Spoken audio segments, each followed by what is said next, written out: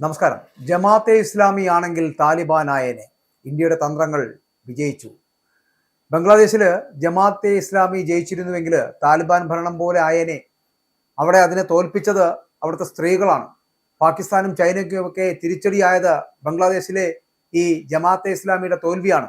അതിന് ഫലം കണ്ടത് ഇന്ത്യയുടെ തന്ത്രപരമായിട്ടുള്ള നീക്കങ്ങളാണ് എന്ന് പറയേണ്ടിയിരിക്കുന്നു. ദീർഘകാലത്തെ സംഘർഷത്തിന് ശേഷം ബംഗ്ലാദേശിൽ നടന്ന പൊതു തെരഞ്ഞെടുപ്പ് ഫലങ്ങൾ ലോക ശ്രദ്ധ ആകർഷിക്കുന്നു എന്നുള്ളതാണ്. കഴിഞ്ഞ ദിവസം നടന്ന തെരഞ്ഞെടുപ്പിൽ ബംഗ്ലാദേശ് നാഷണലിസ്റ്റ് പാർട്ടി, അതായത് BNP എന്ന് പറയപ്പെടുന്ന 209 സീറ്റുകൾ സ്വന്തമാക്കി ഭൂരിപക്ഷം നേടി അധികാരത്തിലെത്തി. ജമാഅത്തെ ഇസ്ലാമി നയിച്ച സഖ്യം 68 സീറ്റുകളോടെ രണ്ടാം സ്ഥാനത്തെത്തി. ഇത് അവരുടെ ചരിത്രത്തിലെ മികച്ച പ്രകടനമാണ്. എന്നാൽ ജമാഅത്തിന്റെ തോൽവി എന്ന് പറയപ്പെടുന്ന രാജ്യത്തെ ഒരു തീവ്രവാദി ഭരണകൂടത്തിന്റെ ഭീഷണിയിൽ നിന്ന് രക്ഷിച്ചു എന്നാണ് പലരും വിലയിരുത്തുന്നത്. അതായത് ജമാഅത്തെ ഇസ്ലാമി അധികാരത്തിൽ എത്തിയിരുന്നുവെങ്കിൽ ബംഗ്ലാദേശ് താലിബാൻ മാതൃകയിലുള്ള ഒരു ഇസ്ലാമിക രാഷ്ട്രമായി മാറിയേനെ എന്ന് ആശങ്കകൾ ശക്തമായിരുന്നു എന്നുള്ളതാണ്. വിദ്യാർത്ഥി പ്രക്ഷോഭത്തിന് ശേഷമുള്ള ആദ്യ തെരഞ്ഞെടുപ്പായിരുന്നു ഇത്. ഷെയ്ഖ് ഹസീനയുടെ അവാമി ലീഗിനെ താൽക്കാലിക സർക്കാർ വിലക്കിയതോടെ BNPയും ജമാഅത്തും തമ്മിലുള്ള മത്സരമായി തെരഞ്ഞെടുപ്പ് മാറി എന്നുള്ളതാണ്. BNP നേതാവ് താരിഖ് റഹ്മാൻ പ്രധാനമന്ത്രിയായി ചുമതലയേറ്റു.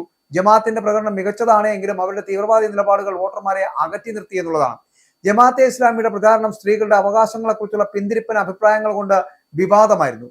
പാർട്ടി നേതാക്കൾ സ്ത്രീകളുടെ തൊഴിൽ സ്വാതന്ത്ര്യം എന്നിവയെക്കുറിച്ച് നടത്തിയ പരാമർശങ്ങൾ സ്ത്രീ വോട്ടർമാരെ ചൊടിപ്പിച്ചു എന്നുള്ളതാണ്.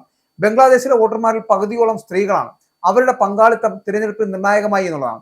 ഗ്രാമീണ മേഖലകളിൽ സ്ത്രീകൾ പുരുഷന്മാരെക്കാൾ കൂടുതൽ വോട്ട് ചെയ്യുന്ന പ്രവണത അവിടെ ഉണ്ട്. 2024 ഉയർത്തെഴുന്നേൽപ്പിൽ സ്ത്രീകൾ മുൻനിരയിൽ ഉണ്ടായിരുന്നു താനും. അവരുടെ സ്വാതന്ത്ര്യത്തെ അല്ലെങ്കിൽ ആ സ്വാതന്ത്ര്യത്തെ ഭീഷണിപ്പെടുത്തുന്ന ജമാഅത്തിനെ അവർ തോൽപ്പിക്കുകയാണ് ചെയ്തത്. ജമാഅത്ത് അധികാരത്തിൽ എത്തിയിരുന്നുവെങ്കിൽ സ്ത്രീകളെ അടിച്ചമർത്തുന്ന ഒരു ഭരണകൂടം അവിടെ രൂപപ്പെടുമായിരുന്നു എന്നുള്ള ആശങ്ക സ്ത്രീകൾക്കുണ്ടായിരുന്നു. ജമാഅത്തെ ഇസ്ലാമിയുടെ തോൽവി പാകിസ്ഥാനും ചൈനയ്ക്കും തിരിച്ചടിയാണ്. ജമാഅത്തിന് ചരിത്രപരമായിട്ട് പാകിസ്ഥാനുമായിട്ട് ബന്ധമുണ്ട്. 1974 സ്വാതന്ത്ര്യ സമരത്തിൽ അവർ പാകിസ്ഥാൻ പക്ഷത്തായിരുന്നു. താൽക്കാലിക സർക്കാരിന്റെ കാലത്ത് ബംഗ്ലാദേശ് പാകിസ്ഥാൻ ബന്ധങ്ങൾ മെച്ചപ്പെട്ടു വന്നു. നേരിട്ടുള്ള വിമാന സർവീസുകൾ പുനരാരംഭിച്ചു. ജമാഅത്ത് ജയിച്ചിരുന്നുവെങ്കിൽ ഈ ബന്ധം കൂടുതൽ ശക്തമാകുമായിരുന്നു. ഇന്ത്യക്കെതിരെ ഒരു തന്ത്രപരമായിട്ടുള്ള സഖ്യം രൂപപ്പെടുകയും ചെയ്യുമായിരുന്നു. ചൈനയും ബംഗ്ലാദേശുമായിട്ടുള്ള ബന്ധവും താൽക്കാലിക സർക്കാരിന്റെ കാലത്ത് ആഴമേറിയതായി. കാരണം ചൈനീസ് നിക്ഷേപങ്ങൾ, അടിസ്ഥാന സൗകര്യങ്ങൾ, പ്രതിരോധ കരാറുകൾ ഒക്കെ വർദ്ധിച്ചു. ജമാഅത്തിന്റെ ഇസ്ലാമിക നിലപാടുകൾ ചൈനയുടെ തന്ത്രപരമായിട്ടുള്ള താല്പര്യങ്ങളുമായിട്ട് യോജിച്ചുപോയി. പ്രത്യേകിച്ച് ഇന്ത്യയെ ചുറ്റിവരിക്കുവാനുള്ള ഒരു ശ്രമങ്ങളിൽ. എന്നാൽ BNP അധികാരത്തിലെത്തുന്നതോടുകൂടി ബംഗ്ലാദേശ് ഇന്ത്യയുമായിട്ടുള്ള ബന്ധമെന്ന് പറയപ്പെടുന്ന പ്രസ്താവിക്കാൻ ശ്രമിക്കുമെന്നാണ് പ്രതീക്ഷ. ഇത് ചൈനയുടെ സ്വാധീനത്തെ പരിമിതപ്പെടുത്തുമെന്ന് നമുക്ക് വേണമെങ്കിൽ അങ്ങനെ ആശ്വസിക്കാം. ഇന്ത്യ ബംഗ്ലാദേശിലെ സ്ഥിതിഗതികളെ സൂക്ഷ്മമായിട്ട് നിരീക്ഷിച്ചിരുന്നു. ഷെയ്ഖ് ഹസീനയുടെ പതനത്തിന് ശേഷം ബന്ധങ്ങൾ വഷളായി എങ്കിലും ഇന്ത്യ ജമാഅത്തിന്റെ ഉയർച്ചയെ തന്ത്രപരമായിട്ട് അതിനെ തടയാൻ വേണ്ടിയിട്ട് നീക്കങ്ങൾ നടത്തിയെന്നുള്ളതാണ്. BNPയുമായിട്ടുള്ള ചർച്ചകളും അതിർത്തി പ്രശ്നങ്ങളുടെ ക്ഷമാപൂർവ്വമായിട്ടുള്ള നിലപാടും ഇന്ത്യയെ അനുകൂലമായി നിലനിർത്തിയെന്നുള്ളതാണ്. ജമാഅത്തിന്റെ തോൽവി ഇന്ത്യക്ക് ആശ്വാസമാണ്. കാരണം അത് പാകിസ്ഥാൻ ചൈന സഖ്യത്തെ തടയുന്നു.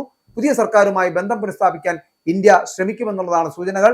ഇല്ലായിരുന്നുവെങ്കിൽ, ജമാഅത്തെ ഇസ്ലാമിയാണ് ജയിച്ചിരുന്നുവെങ്കിൽ ഒരു താലിബാൻ മോഡൽ ഭരണം ബംഗ്ലാദേശിൽ ഉണ്ടായേനെ.